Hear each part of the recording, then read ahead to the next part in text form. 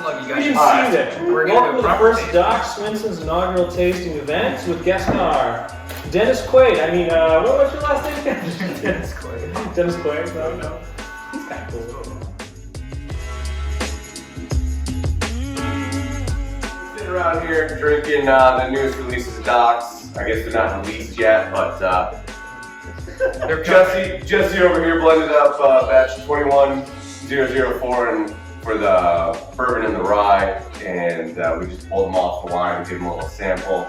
We want to kind of put our thoughts and tasting notes into it, so you guys can see what we're tasting. And obviously, between bottling and getting onto the shelf, there's a lot of time there where the spirits can kind of evolve a little bit more. So, by all means, our tasting notes are specific to our palate, and we'd love to hear what everyone else is picking up on these, and you know what you like and how we can do better. I like how Chris tastes.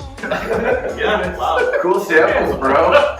You've seen me at sampling events. Oh my gosh. I've also watched your bottles. It's like 10. So out of this, right, so everything We got a dump don't finish, we have a dump cup, we put it in here, and whoever pulls the short straw has to drink the dump cup, right? Really, if whoever has to dump it in there gets to drink it again.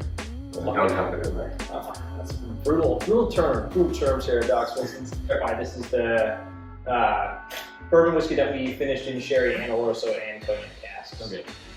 So it's got three different elements in it, other than blended together and then aged in, or further aged or married in foeders, cognac foeders.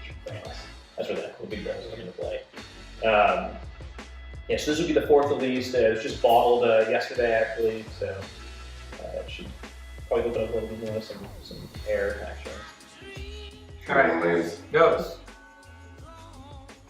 I mean, everything always smells like marzipan to me when it comes to this particular line of things. So that's always pretty intense on the nose. brown sugar. Yeah. Yeah, I wrote sugar. brown sugar, vanilla, and oak. I feel like I get brown sugar in a big way. I think there's a little bit of like orange pit in there. Yeah, some little bit of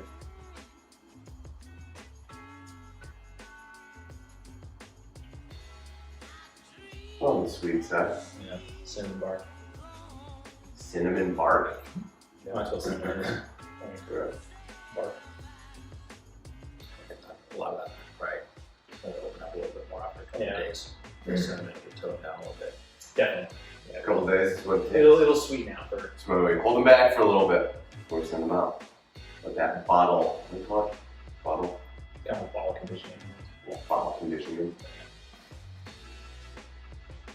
If they get a lot In the of wine industry, Butter. it's shock. when I drink it. Yeah. That butter from the, Yeah. we tried it just out of the cognac cask. Oh, I love it. Yeah, it just hits you right at the front with butter, and then the flavor kind of rolls in. Yeah, we just called Dennis over to join us. And we wanted a third-party opinion. We drink this stuff all the time, and Dennis hasn't had too much, and just happened to work out that he had a haircut today, so perfect.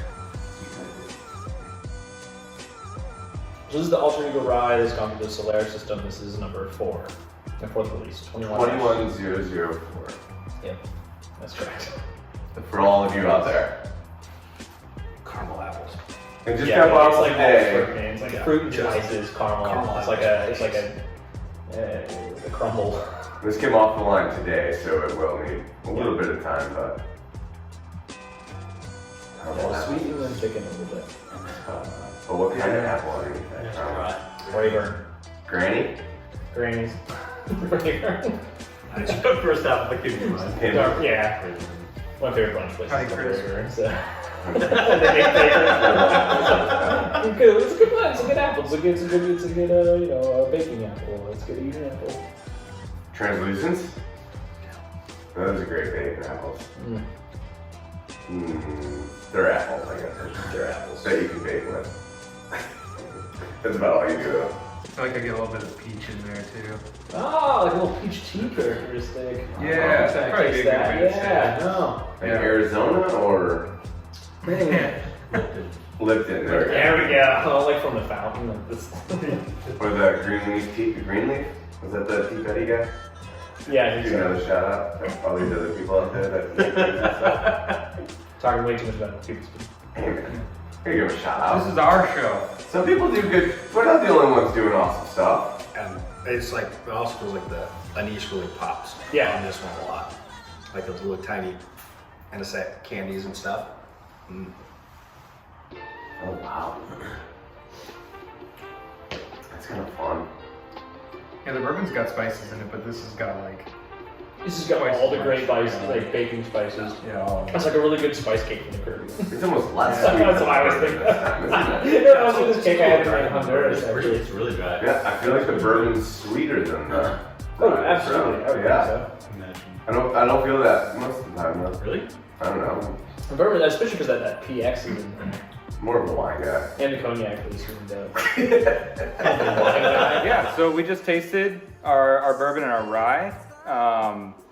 And after a couple of heavy pours, everyone's having a good time. And I think our main takeaways for the bourbon were that, like, on the nose, you get a lot of brown sugar, marzipan, vanilla, bit of oak.